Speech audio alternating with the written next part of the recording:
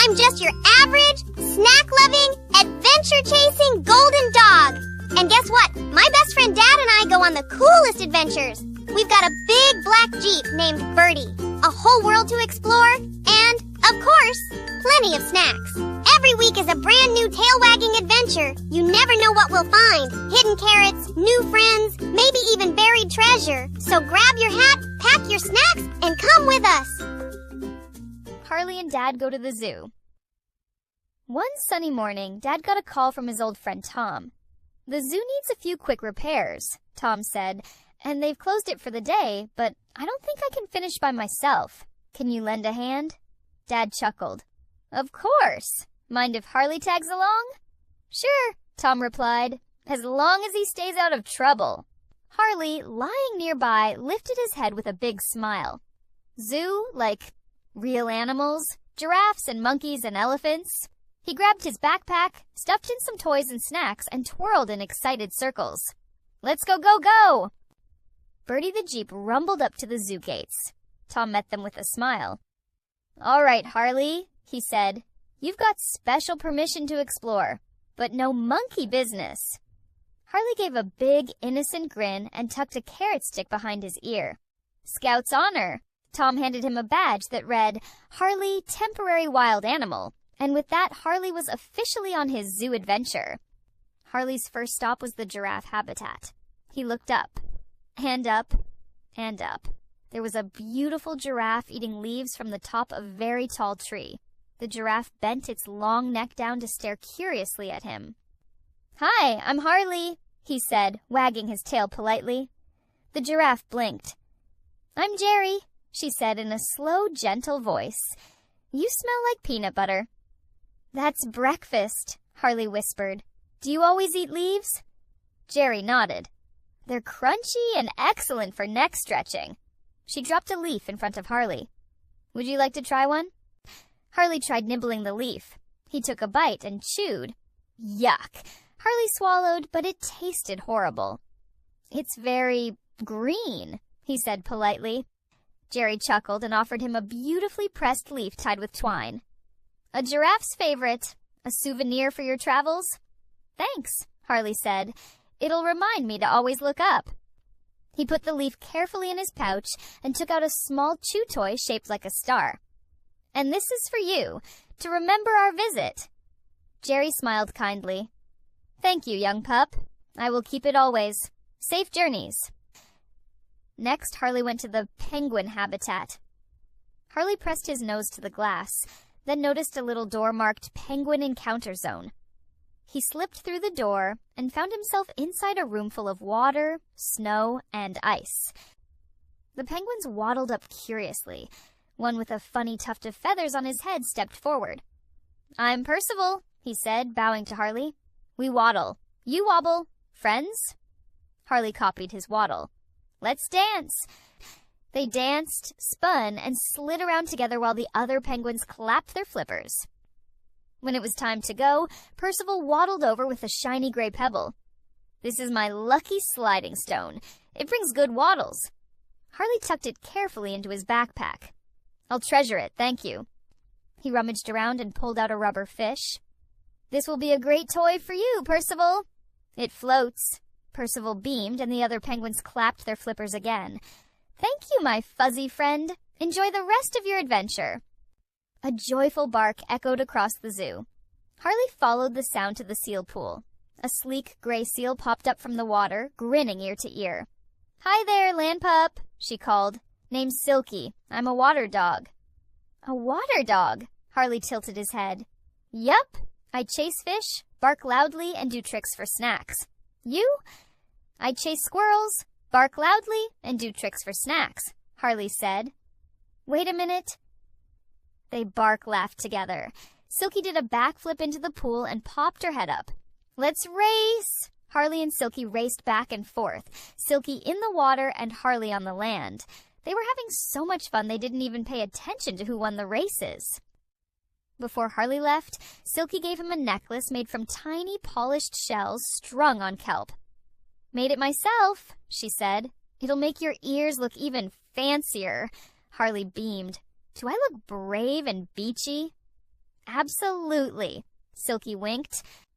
Harley put the necklace carefully into his backpack and pulled out a squeaky ball. This is for you, Silky. You can play with it in the water. Silky balanced the ball on her nose. Come back anytime. She waved with a flipper. We can have more splashy fun. A little farther down the path, Harley saw a sign that said Elephant Habitat. At last, Harley said. He loved elephants. Harley got to the fence and peered through it, looking for the elephant. Suddenly a huge trunk gently tapped Harley on the nose. He froze. The elephant smiled. Sorry, I didn't mean to scare you. Harley laughed nervously. You didn't scare me much. The elephant introduced herself as Tula. Want a ride? She offered. Before Harley could answer, she lifted him gently with her trunk and placed him on her back. From up high, Harley gasped. I can see the snack bar from here. Tula laughed. Then let's get you down before your tail starts wagging us into a spin. After a trunk lift ride and a lot of giggling, Tula said, Wait here. She returned with a flat, round pebble painted with bright swirls. I made this with my trunk. It's for you. Harley gasped. That's beautiful. Every adventure deserves a colorful memory, Tula said. Harley put the pebble into his backpack and pulled out a stuffed toy that looked like a peanut. You can't eat this, he warned Tula. But maybe you can snuggle with it? That's what I do with stuffies. Tula took the peanut gently with her trunk. I will do just that. I love peanuts. Thank you, Harley. You are a great friend. Harley bounced happily down the path. So far, this zoo visit had been amazing, but his tummy was telling him it was snack time. He sat down next to a fence by a tree and reached into his backpack, grabbing a carrot stick. But before he could even take a bite, plop! Something landed on his head. He gave a startled yell and shook his head, and a banana peel fell off onto the ground. Where did that come from? He said, puzzled, and looked around. Suddenly he saw a sign, Monkey Habitat. Harley crept closer to the fence and looked in. A monkey dangled from a vine, eyes full of mischief. Dog, Rico shouted. Catch! He tossed another banana peel down. Harley caught it. Thank you. Not a carrot, but very slippy. Name's Rico, the monkey said. We are about to take care of some business. Want to come with? Harley remembered what Tom had said. No monkey business. No thank you, Harley said. I've got to get back to my dad pretty soon. He'll be worried. I've been gone a long time. You sure? Asked Rico. We are going on a lettuce run at Old Man Tortoise's. It's going to be fun. There will be snacks. Harley gulped. Snacks? He really liked snacks. Then he shook his head. That doesn't sound like very much fun for Mr. Tortoise. I don't think I should do that. I don't think you should do that either. The other monkeys laughed. One monkey drummed on a bucket. Rico did a cartwheel. Suit yourself, Fuzzbucket, Rico said.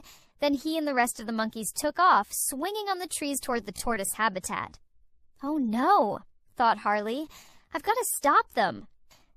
Harley didn't feel right about this and hid himself in a bush to keep an eye on the monkeys and their business.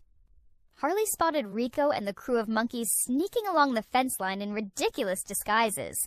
One wore a zookeeper hat made of leaves, another had binoculars made from toilet paper rolls. Operation Lettuce Snatch, go! Rico shouted. The monkey squad dashed toward the tortoise pen, armed with empty banana peels as snack bags. Harley gasped. They're going to steal the tortoise's lunch.